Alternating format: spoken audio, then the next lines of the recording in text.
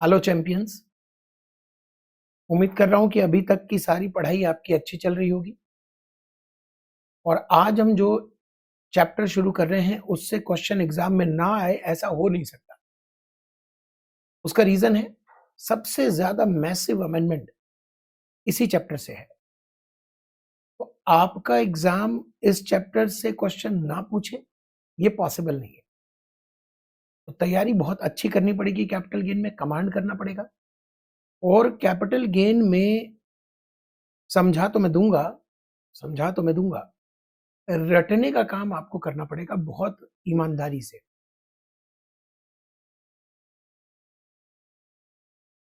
क्योंकि अगर ये टॉपिक आपने नहीं याद किया तो ये आगे चल के उलझ जाएगा। क्योंकि आप भी जानते हो इंडेक्सेशन मना भी हो गया है और अलाउड भी है, सारी चीजें हैं। कुछ जगह पर अलाउड है। 23 जुलाई से पहले क्या होगा, उसके बाद क्या होगा, एग्जाम में कौन से क्वेश्चन आएंगे, हमें दोनों तरह की तैयारी करके चलनी पड़ेगी। फिर बहुत सारे ऐसे एस्पेक्ट हैं, जब आप पढ़ोगे आपको समझ आएगा कि कैपिटल गेन सबसे डिमांडिंग टॉपिक बनने वाला है आपके एग्जाम के लिए, सबसे डिमांडिंग टॉपिक। चलिए स्टार्ट करते हैं।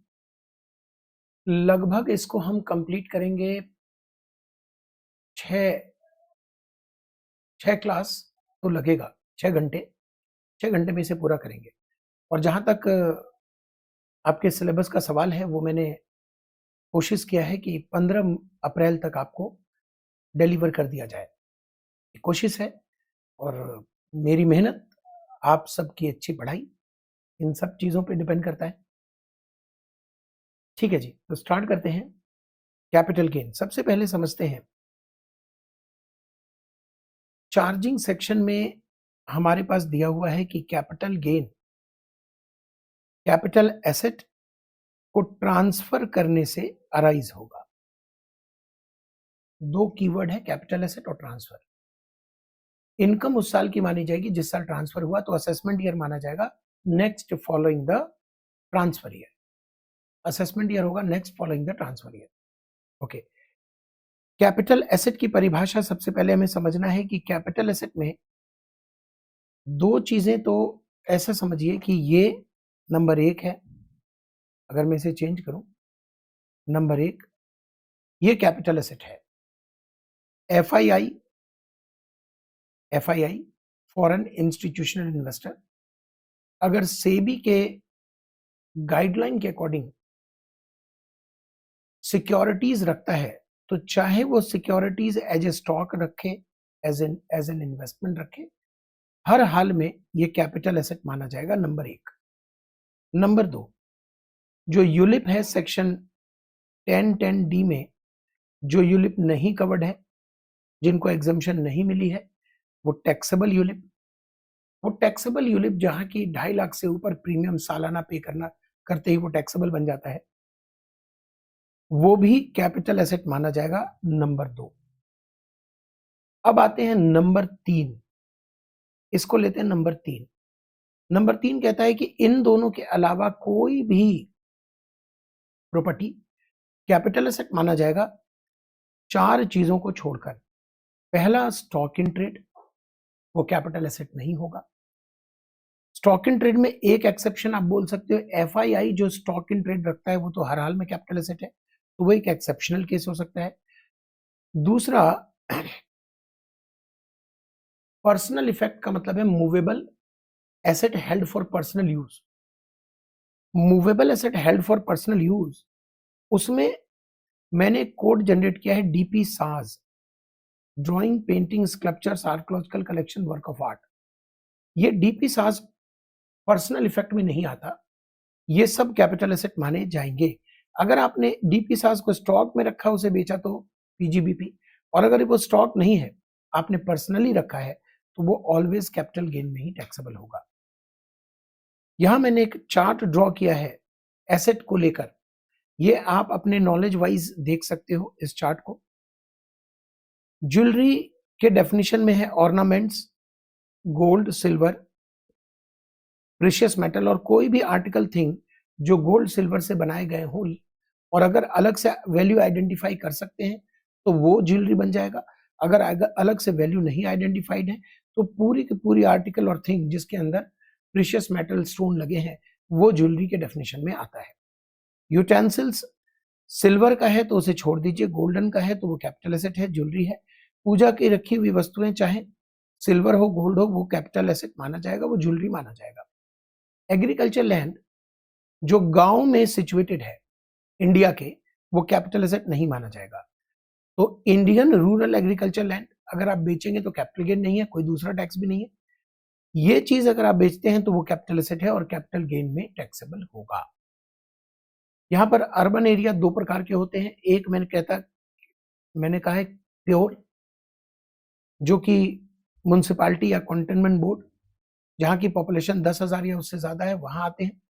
दूसरा डीम्ड अर्बन एरिया जिसको हम कहते हैं एक्सटेंडेड अर्बन एरिया। ये डिपेंड करता है कि म्युनिसिपालिटी की आबादी कितनी है। म्युनिसिपालिटी की आबादी अगर 1 लाख तक है तो उसके चारों तरफ के 2 किलोमीटर को हम डीम्ड अर्बन एरिया बोलेंगे। आबादी 1 लाख से 10 लाख है तो चारों तरफ के 6 किलोमीटर को हम डीम्ड अर्बन एरिया बोलेंगे। और अगर आबादी 10 लाख तक है, 10 लाख से ज्यादा है तो 8 किलोमीटर तक हम बोलेंगे deemed urban area. Gold deposit bond और गोल्ड मोनेटाइजेशन स्कीम 2015 के अंतर्गत इशू किया हुआ डिपॉजिट सर्टिफिकेट कैपिटल एसेट नहीं माना जाता, उसे बेचने पर कोई भी इनकम नहीं आएगी, कोई भी इनकम नहीं आएगी। यहां मैंने बता दिया है गोल्ड डिपॉजिट बॉन्ड के जो ब्याज है वो 10-15 अदर सोर्सेज में एग्जम्प्ट है। यहां मुझे समझाने की जरूरत थी कि गोल्ड डिपॉजिट में आपको गोल्ड जमा करके तब सर्टिफिकेट या बॉन्ड मिलता है और वो कैपिटल एसेट नहीं है। लेकिन जहां तक प्रश्न है सॉवरेन गोल्ड बॉन्ड का, पेपर गोल्ड का, इलेक्ट्रॉनिक गोल्ड रिसीट का, ये सब कैपिटल एसेट है। हाँ, सॉवरेन गोल्ड बॉन्ड जो आरबीआई इश्यू करती है वो एक केस में कैपिटल एसेट तो है बट एक केस में कैपिटल गेन एग्जम्प्ट हो सकता है और वो केस ये है कि आप रिडम्पशन तक उसे ना बेचें। अगर आप रिडम्पशन तक उसे नहीं बेचते हैं तो सेक्शन 47 के अंतर्गत उसे हम एग्जम्प्ट करवा देंगे। लेकिन अगर आपने रिडम्पशन तक बेच दिया तो वो कैपिटल गेन में आएगा।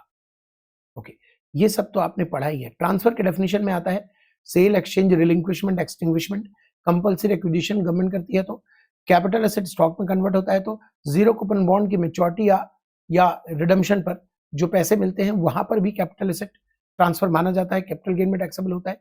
अगर आपने पोजेशन लिया है इमोल प्रॉपर्टी का पार्ट परफॉर्मेंस कॉन्ट्रैक्ट करके वो भी कैपिटल एसेट में आता है। और अगर आप किसी कोऑपरेटिव सोसाइटी के मेंबर हो जिसकी वजह से आपको मकान मिला है और आप मेंबरशिप बेचते हो तो वो भी ट्रांसफर माना जाता है कि आपने वो फ्लैट ही बेच दी, ये माना जाता है। अब आता है कैपिटल गेन के टाइप जो सबसे महत्वपूर्ण है, very very important. Type of capital asset upcoming exam में बहुत इंपॉर्टेंट है, मे बी वो एमसीक्यू में पूछे।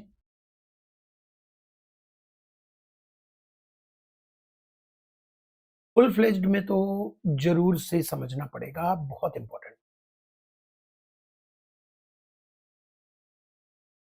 देखिए, एक तो मैंने यहां बना कर दिया है और भी अच्छा मैंने ट्राई किया है कि यहां बना दूं। आपके लिए जो फाइनल हम लेंगे वो ये है।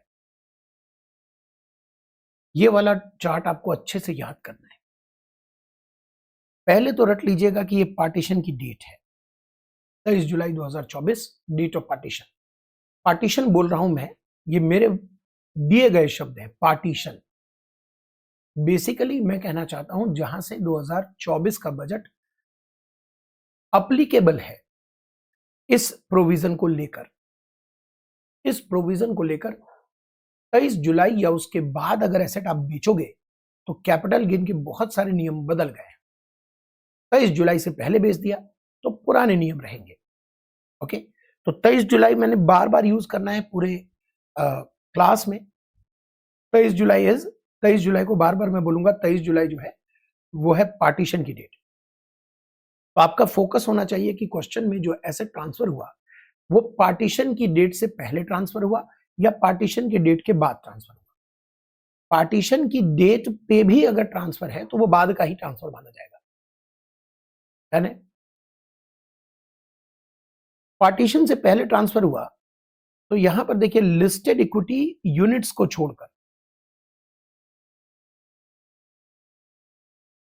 यानी म्यूचुअल फंड को छोड़कर जो लिस्टेड इक्विटी है, शेयर डिबेंचर हो गया, शेयर डिबेंचर बॉन्ड लिस्टेड, उसके बाद म्यूचुअल फंड की दो यूनिट्स, एक यूटीआई और एक इक्विटी ओरिएंटेड, और जीरो कूपन बॉन्ड, ये 12 महीने के पीरियड को कंसीडर करेंगे। 12 महीने तक रखा है तो शॉर्ट टर्म, 12 महीने के बाद बेच दिया है मोर देन 12 मंथ तो long term. Unlisted share land building 24 महीने, अदर एसेट 36 महीने।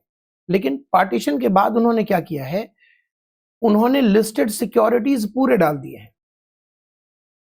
तो कोई भी म्यूचुअल फंड लिस्टेड है 12 महीने देखेंगे, जबकि पार्टीशन से पहले सिर्फ दो ही यूनिट्स को म्यूचुअल फंड को 12 महीने मिलता था। अब जितने भी म्यूचुअल फंड लिस्टेड है उनको 12 महीने, UTI equity oriented mutual fund listed हो ना हो 12 महीने, जीरो कूपन बॉन्ड लिस्टेड हो ना हो 12 महीने। इसके बाद जितने भी अदर एसेट बच गए 24 महीने। इसका ध्यान रखिएगा कि इसके बावजूद कुछ एक्सेप्शन है, जैसे depreciable asset used in business profession always short term, no need to check period of holding, जैसे market link debenture, specified mutual fund और unlisted bond, unlisted debenture always short term capital gain. लेकिन ये वाला नियम भी जब आप पढ़ोगे तो वहां पर एक डेट मेंशन है, उस डेट के बाद की बात है, हम पढ़ेंगे, डिस्कस करेंगे सेक्शन 50AA में।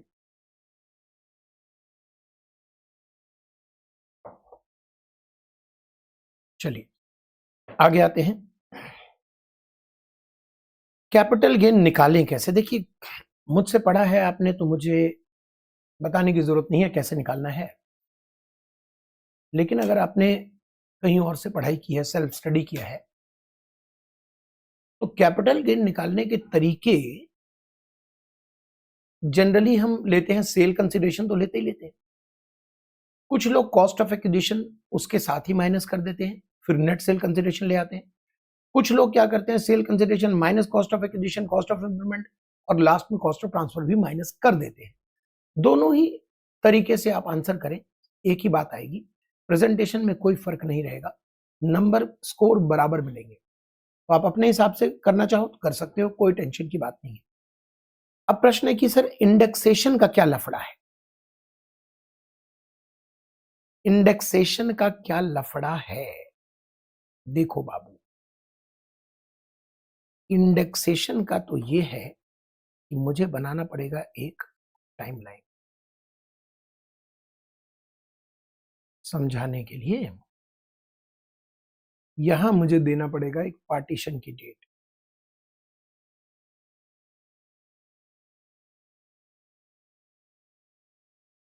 एक तो ये पीरियड है और दूसरा ये पीरियड है।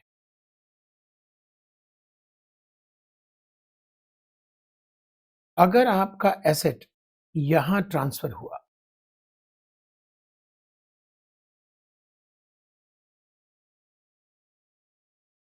डेट ऑफ ट्रांसफर आपको देखना है, अगर यहां ट्रांसफर हुआ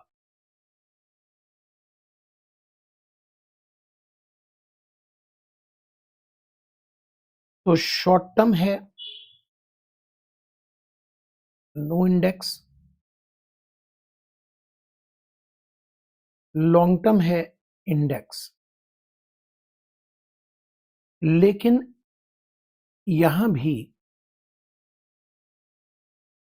एक्सेप्शन है,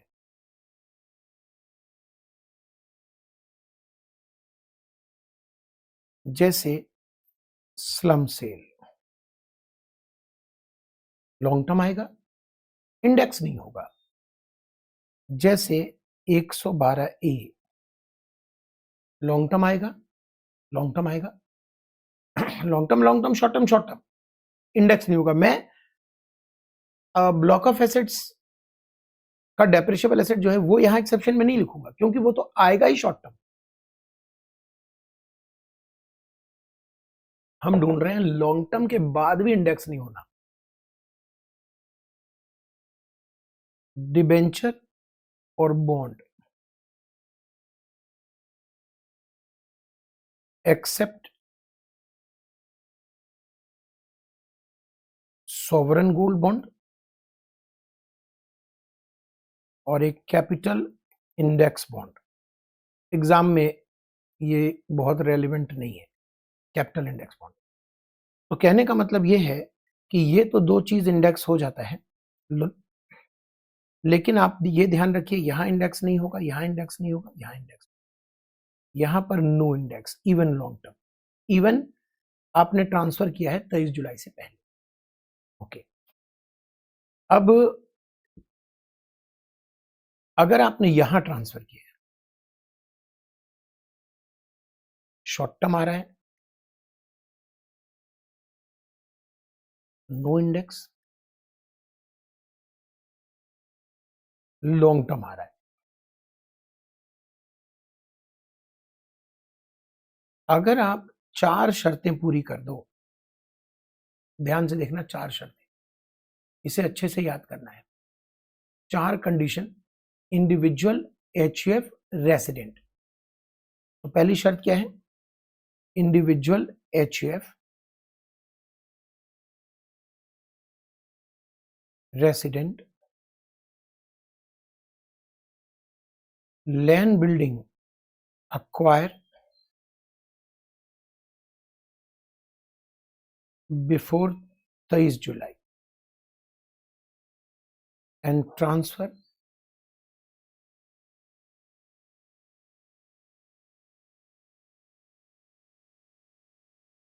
अगर ये 4 शर्तें पूरी कर दें तो इंडेक्सेशन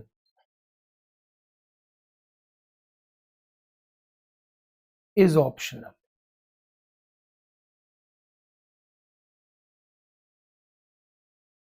कंफ्यूजन है, टैक्स रेट को दोबारा से उस वीडियो को देखना पड़ेगा जिसमें टैक्स रेट में मैंने कैपिटल गेन के टैक्स रेट आपको बताए हैं, जिसमें मैंने आपको कैपिटल गेन के टैक्स रेट बताए हैं वो दोबारा आपको देखना पड़ेगा, क्योंकि यहां हम उसको अगर दोबारा से डिस्कस करें तो टाइम लग जाएगा। वो हमने कर रखा है कैपिटल गेन, ठीक है।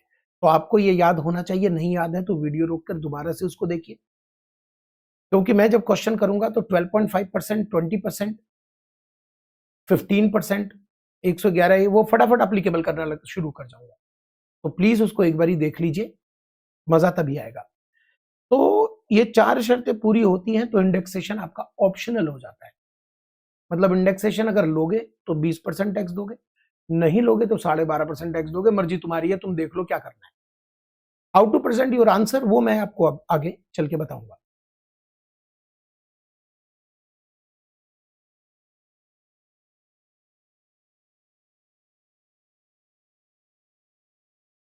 नोटेड। इसके बाद अगर मान लीजिए ये 4 केस नहीं पूरा हो रहा है, लॉन्ग टर्म आ रहा है, नो इंडेक्सेशन, ज्वेलरी बेच दी है आपने, नो इंडेक्सेशन, जमीन बेचा है कंपनी ने, बिल्डिंग बेची है कंपनी ने, फर्म ने, एलएलपी ने, एओपी ने, नो इंडेक्सेशन।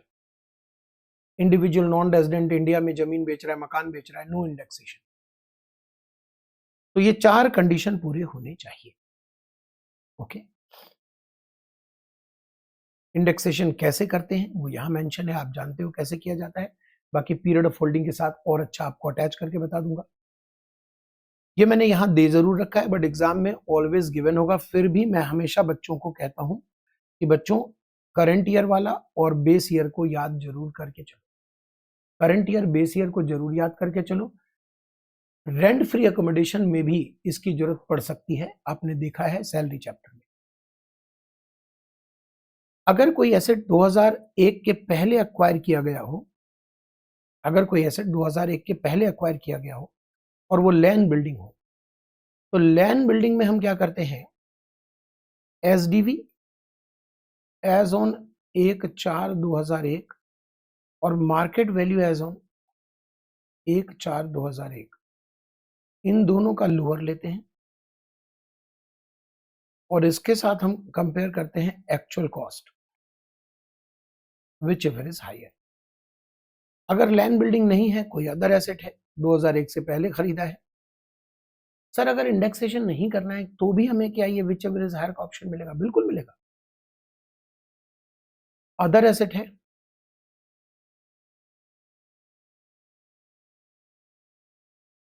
तो सिंपली आपको लेना है मार्केट वैल्यू एज ऑन 1/4/2001 और actual cost whichever is higher. याद रखिए, मार्केट वैल्यू जरूरी नहीं है कि 1 अप्रैल 2001 का ही क्वेश्चन में दिया हो। 2-4 महीने, 2-4 दिन, 2-4 हफ्ते आगे पीछे का भी दिया जा सकता है, उसको कंसीडर किया जाएगा। दूसरी चीज याद रखनी है कि जब आप एक्चुअल कॉस्ट ऑफ एक्विजिशन लें कंपैरिजन के लिए, तो you must take all expense incurred in connection with purchase, like brokerage है, रजिस्ट्रेशन फीस है, वो सब भी इसके अंदर ऐड किया जाता है, शामिल किया जाता है।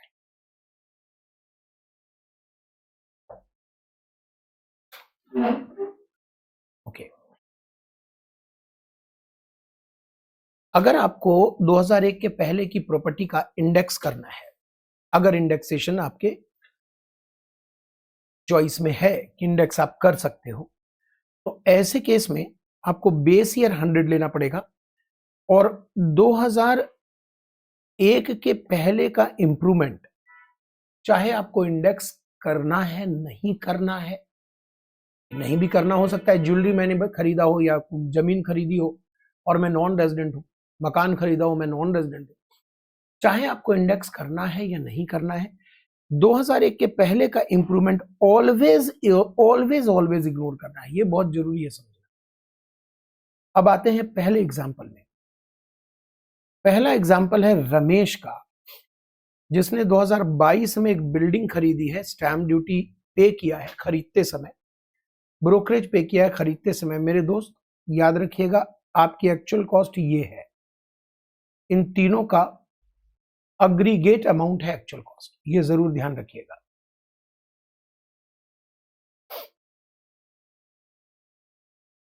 इसके बाद इन्होंने इंप्रूवमेंट इनकर्ड किया 2024 में और बिल्डिंग बेच दी है 23,60,000 में। सबसे पहले अब आपको एक हैबिट बनाना पड़ेगा। हैबिट में सबसे पहले आपको यह देखना है कि डेट ऑफ ट्रांसफर क्या है। सबसे ज्यादा इंपॉर्टेंट, डेट ऑफ ट्रांसफर। ये डीओटी देखना ही देखना है ऑलवेज, पार्टीशन के पहले, पार्टीशन के बाद। अगर डेट ऑफ ट्रांसफर पार्टीशन के पहले है, जो कुछ भी पुराने नियम है उस हिसाब से चलेंगे। पार्टीशन के बाद है तो लॉन्ग टर्म का इंडेक्सेशन बंद, एक्सेप्ट 4 कंडीशंस फुलफिल, तो इंडेक्सेशन अलाउ नहीं, इंडेक्सेशन ऑप्शनल। तो पहले देखिए डेट ऑफ ट्रांसफर क्या है। डेट ऑफ ट्रांसफर है पार्टीशन के बाद। अगर मैं रमेश को रेजिडेंट अज्यूम कर लूं, जो कि करना चाहिए, कुछ भी ना दिया हो तो मैं रेजिडेंट ही मानता हूं, कुछ भी ना दिया हो तो हम रेजिडेंट ही मानते हैं, आपको पता होगा। अगर हम रेजिडेंट अज्यूम कर लें, रमेश को रेजिडेंट मान लें,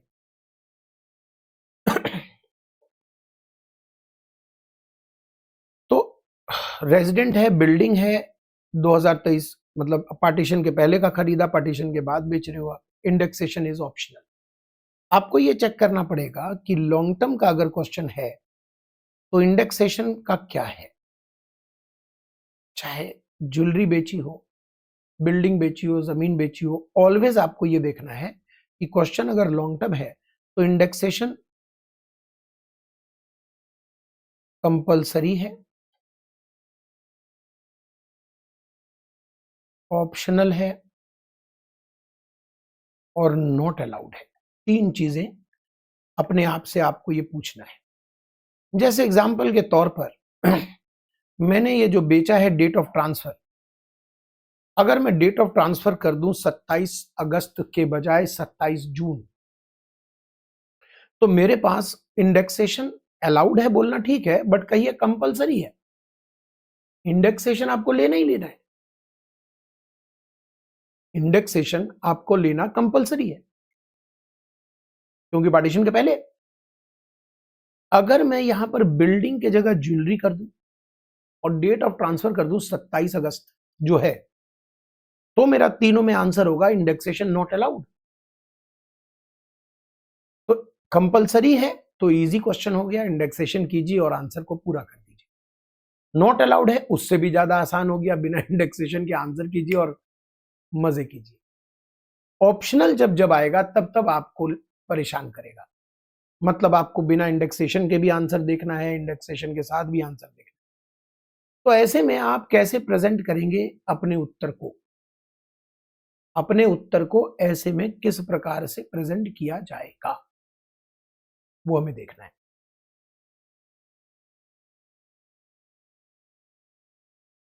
ठीक है, ये तो बात रही लॉन्ग टर्म के केस में, जब लॉन्ग टर्म आएगा तो ये हर क्वेश्चन में करना है दोस्तों, दो चीजें हर क्वेश्चन में करना है। और ये बात तब की है जब लॉन्ग टर्म आ रहा है। वैसे इस क्वेश्चन में लॉन्ग टर्म आ रहा है कि नहीं उसके लिए तो हमें देखना पड़ेगा पीरियड ऑफ होल्डिंग। 20 जुलाई 2022 को खरीदा है, 27 अगस्त 2024 को बेचा है, तो चेक कीजिए तो 24 महीने के टाइम पीरियड टाइम फ्रेम से कम है, एक्सीडिंग नहीं हो रहा है। तो यहां शॉर्ट टर्म आ रहा है, जब शॉर्ट टर्म आ रहा है तब तो आपको कोई टेंशन नहीं लेना, क्वेश्चन आसान हो गया। शॉर्ट टर्म है तो शॉर्ट टर्म देखिए ना, शॉर्ट टर्म में पुराने प्रोविजन हो कि नए प्रोविजन हो, क्या फर्क पड़ता है। शॉर्ट टर्म का कैपिटल गेन पहले भी बिना इंडेक्स का होता था, अभी भी बिना इंडेक्स का होगा, तो उसमें तो कोई दिक्कत नहीं है। ये शॉर्ट टर्म आ गया तो आपने सीधा सीधा आंसर कर दिया, आंसर आप चेक कर सकते हो। लेकिन अगर इसी क्वेश्चन में मैं कहूं कि डेट ऑफ ट्रांसफर है 28 सितंबर, 20 सितंबर को खरीदा है, 28 सितंबर को बेचा है, तो लॉन्ग टर्म आ गया। डेट ऑफ ट्रांसफर पता लगाइए पार्टीशन के बाद। जैसे ही आंसर है पार्टीशन के बाद, आपके पास तीन ऑप्शन खुल जाते हैं, indexation compulsory, optional, not allowed. आपको ये तीन में से एक चुनना पड़ेगा, तभी क्वेश्चन को आगे बनाना है। फिर से बताता हूं, कैपिटल गेन का क्वेश्चन आएगा तो सबसे पहले आपको चेक करना है डेट ऑफ ट्रांसफर।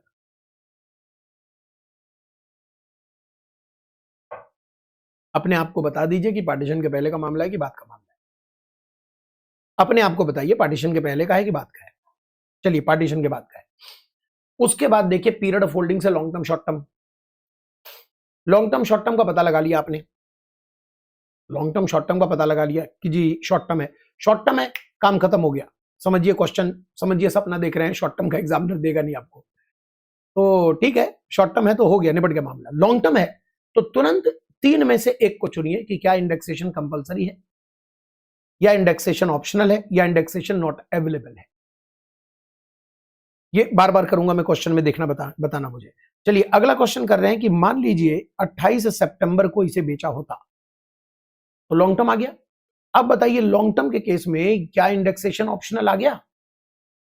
यस, चार कंडीशन पूरे हो रहे हैं।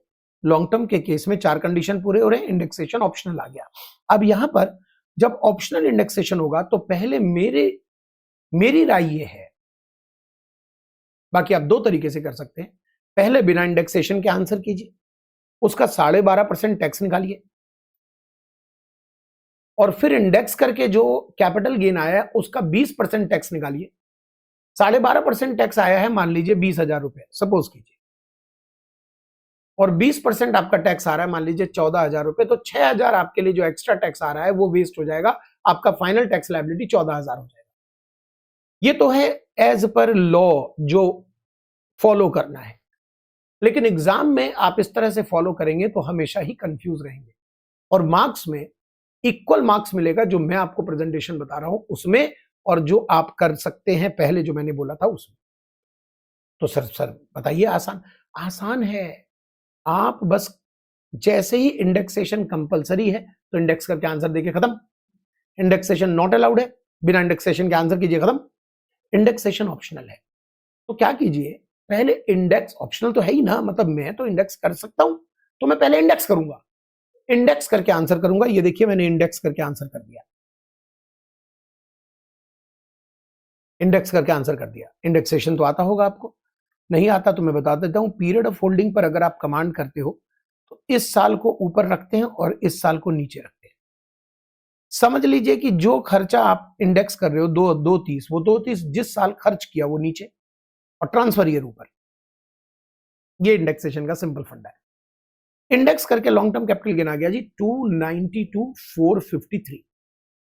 अब मैं इस पर बेसिक टैक्स निकालूंगा। बेसिक टैक्स का कंपैरिजन है basically. Basic tax second proviso के according, second proviso to section 112 subsection 1 clause A, जो कहता था कि ऑप्शन है तुम्हारा इंडेक्सेशन, वो है सेकंड प्रोविजो।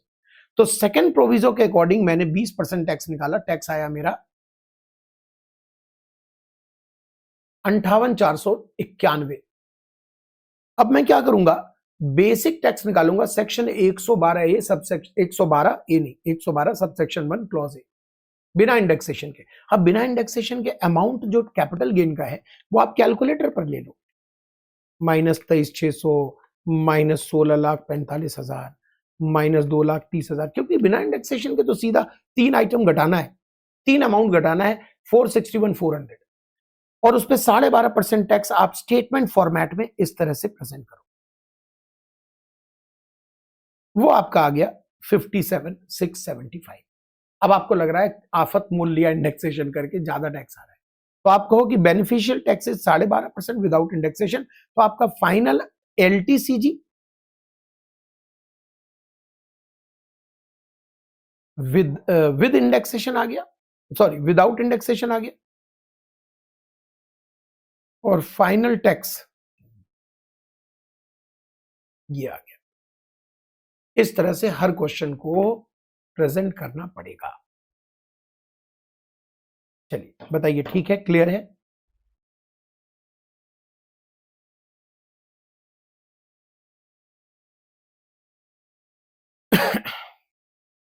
अब देखिए इसी क्वेश्चन में बिल्डिंग अगर मैंने 22/7 को बेचा, 22/7 को खरीदा बेचा होता और 20/7 को खरीदा होता, खरीदने की डेट भी चेंज कर दी मैंने, तो अब पीरियड ऑफ होल्डिंग ये है, आप इस पर फोकस कीजिए। Same question, period of holding change हो गया, तो पीरियड ऑफ होल्डिंग चेक कर लीजिए, 24 महीने के ऊपर है तो लॉन्ग टर्म आ रहा है। अब आपको क्या कहा था, लॉन्ग टर्म आते ही आपके पास 3 ऑप्शन खुल जाते हैं, जल्दी से चुनिए एक ऑप्शन को, बताइए वो एक ऑप्शन क्या है। एक ऑप्शन क्या है, इंडेक्सेशन कंपलसरी है, इंडेक्सेशन ऑप्शनल है, या इंडेक्सेशन नॉट अलाउड है।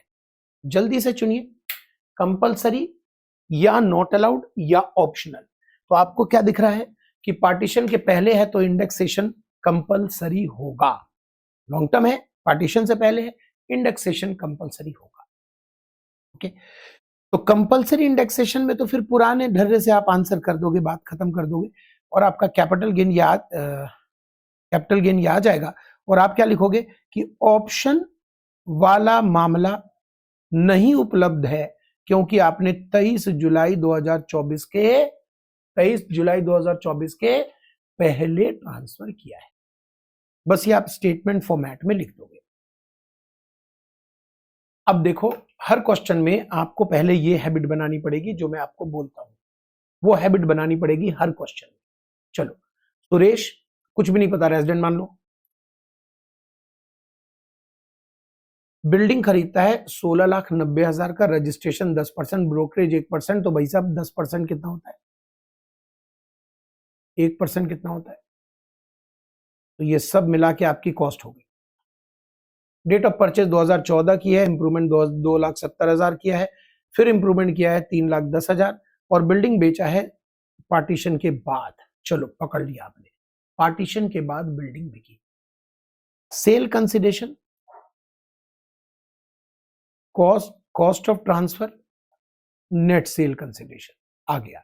अब आपकी कॉस्ट ऑफ एक्विजिशन कितनी है,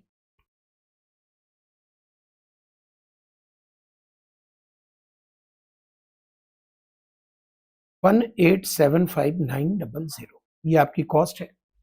इंडेक्सेशन ऑप्शनल है, नॉट अवेलेबल है, कंपलसरी है, चुनिए।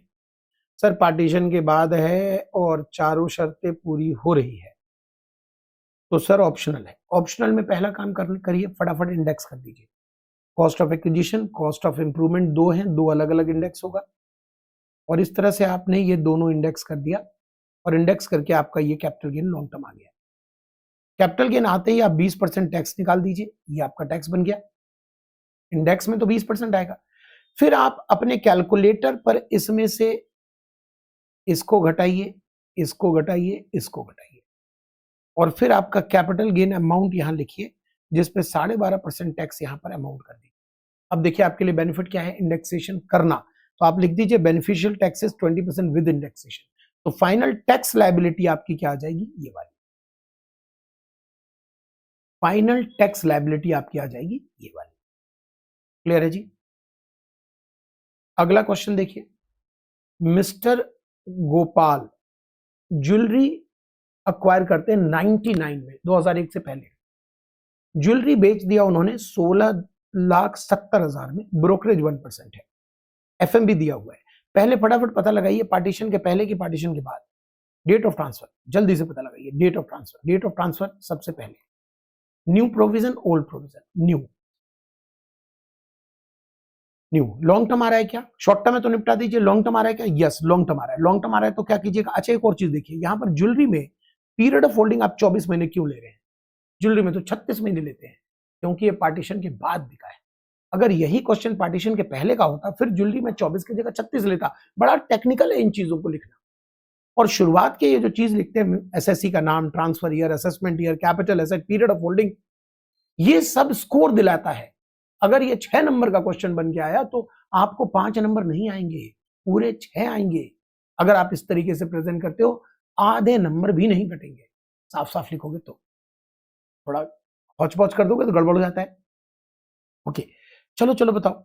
तो यहां पर जैसे ही आपने देखा कि लॉन्ग टर्म आ गया तो अब आपके पास 3 क्वेश्चन खड़ा हो जाता है, partition, indexation compulsory, optional, not available.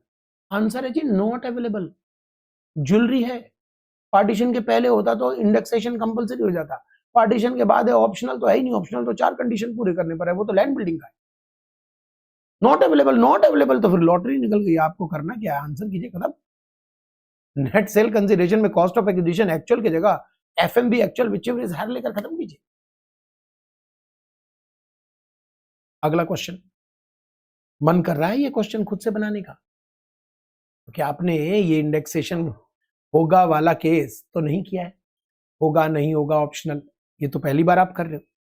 अगर आपका दिल करे तो आपको वीडियो पॉज कर देना चाहिए और क्वेश्चन एक बार अटेम्प्ट करना चाहिए, मजा आ जाएगा। एक बार आप अगर खुद से क्वेश्चन अटेम्प्ट करेंगे तो।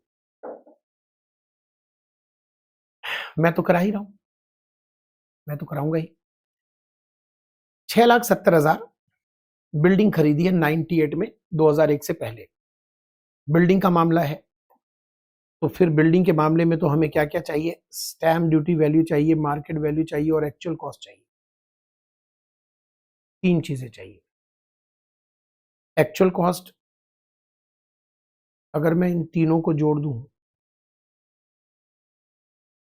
तो 7,40,000 आ जाएगा। एक्चुअल कॉस्ट आ जाएगा 7,40,000। एसडीवी दिया हुआ है 7,30,000।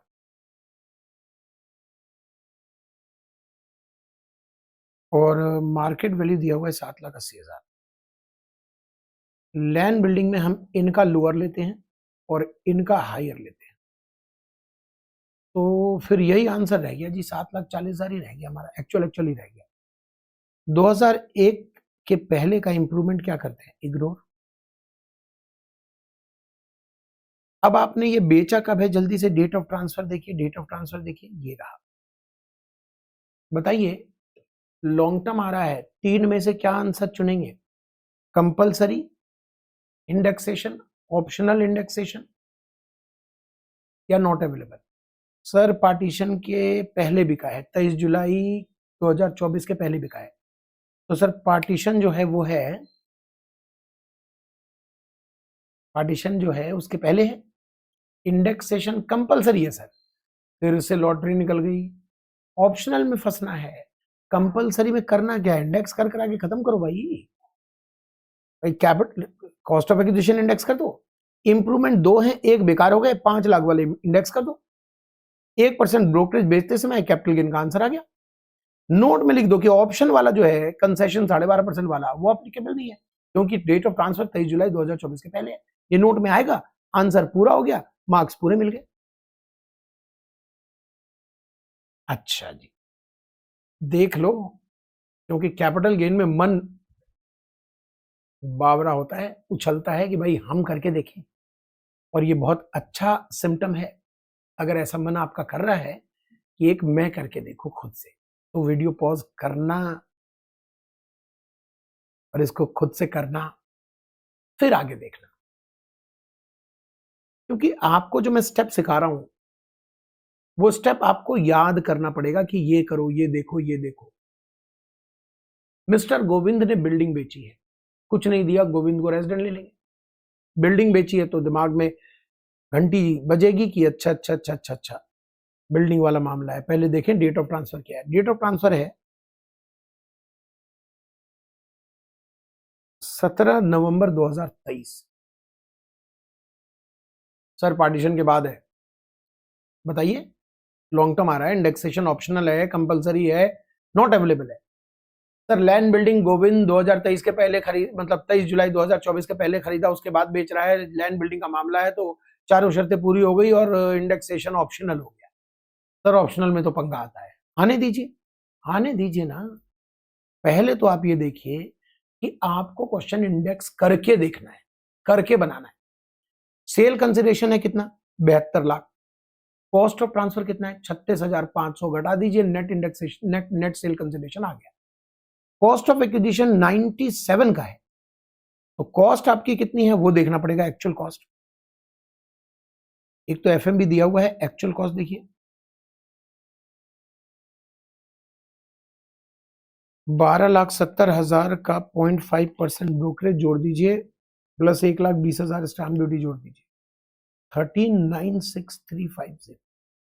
और बताइए एसडीवी दिया हुआ है क्या, एसडीवी सर नॉट अवेलेबल है, तो इसको इग्नोर कीजिए, फिर इनका हायर ले लीजिए। एसडीवी नॉट अवेलेबल है तो इनका हायर ले लीजिए, तो आपकी कॉस्ट क्या बन गई, इंडेक्स कीजिए 363 divided by 100। Cost of improvement ये बेकार हो जाएगा, ये अलग से इंडेक्स कीजिए, ये अलग से इंडेक्स कीजिए। तो इस तरह से आपने ये सारे इंडेक्सेशन कर दिए और आपका कैपिटल गेन लॉन्ग टर्म आ गया। ये देखिए, ट्राई कीजिए। लॉन्ग टर्म आते ही आप क्या करिएगा, इसका 20% टैक्स निकाल लीजिएगा। उसके बाद अपने कैलकुलेटर पे इसमें से ये और ये घटा दीजिएगा, कैपिटल गेन आ जाएगा बिना इंडेक्सेशन के। उसका 12.5% कैलकुलेट कीजिएगा और देखिएगा कि बेस्ट क्या है, विदाउट इंडेक्सेशन 12.5% कहिएगा। ओह सॉरी, मैंने तो इसको देख लिया, ये देखेंगे ना, हाँ इन दोनों को कंपेयर करेंगे, बहुत हैवी अमाउंट है, इन दोनों को कंपेयर करेंगे। तो बिना इंडेक्सेशन के आ रहा है 6,667 का कैप टैक्स, और इंडेक्सेशन के बाद जो टैक्स आ रहा है वो 182 आ रहा है। तो आपका ये इंडेक्सेशन हमारा बेनिफिशियल है। चाहे तो इसमें एक पॉइंट और जोड़ सकते हैं कि फाइनल टैक्स हमारा बन गया 182,710। ये हमारा फाइनल टैक्स कैलकुलेट हो गया। क्लियर है जी, नो प्रॉब्लम यहां तक। कहते हैं मान लीजिए कि पिछले एग्जाम्पल में आपने एक्चुअल निकाला, पिछले एग्जाम्पल में आपने एक्चुअल कॉस्ट निकाला था, फिर आपकी मार्केट वैल्यू दी हुई थी,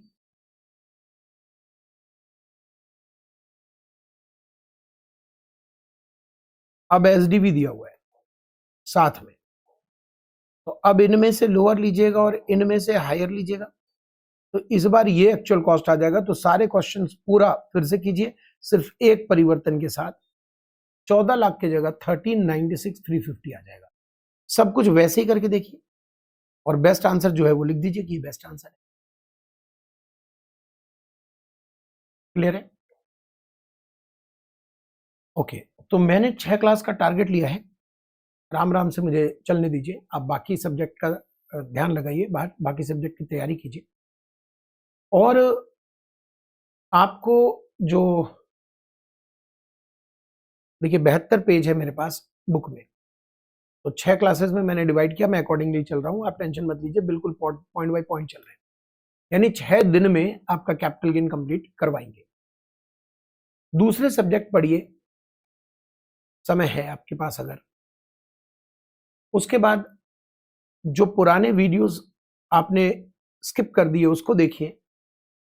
पुराने वीडियोस अगर आप देख चुके हैं तो जो कॉम्प्लिकेटेड है, जैसे टैक्स रेट कॉम्प्लिकेटेड है, जैसे सैलरी कॉम्प्लिकेटेड है, अब सैलरी मैंने एक एक करके वीडियोस डाले, आप एक साथ सारा देख लीजिए। मैं एक और काम करूंगा कि सैलरी को पूरा कंपाइल्ड करके एक अलग वीडियो अपलोड कर दूंगा, ताकि आप बार बार वीडियो बदलने की जरूरत ना पड़े। एक वीडियो सामने रहेगा, वो पूरा देख लीजिए। सैलरी सैलरी पूरा दोबारा देख लीजिए, तो फास्ट फॉरवर्ड करके देख लीजिए, मतलब स्पीड बढ़ा के देख लीजिए, याद कर लीजिए। तो उससे क्या होगा कि आप याद भी साइड बाय साइड करते जा रहे हैं। जैसे ही मैंने आपका टैक्स कंप्लीट कराया, अगले दिन आप एग्जाम के लिए तैयार हो।